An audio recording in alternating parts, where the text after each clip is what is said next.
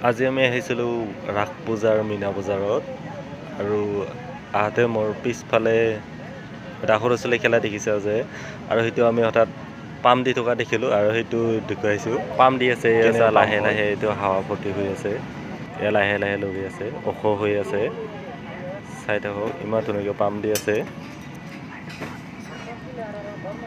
আৰু তো মেচিনৰ দ্বাৰা পাম দিয়া হৈছে কিজানি আমি দেখা নাই ভিতৰতো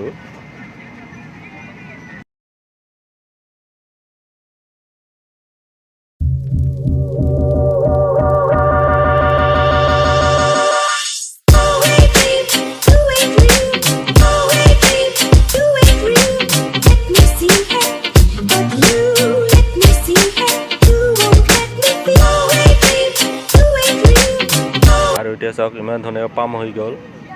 কমপ্লিট হোৱা নাই আৰু পাম হৈ আছে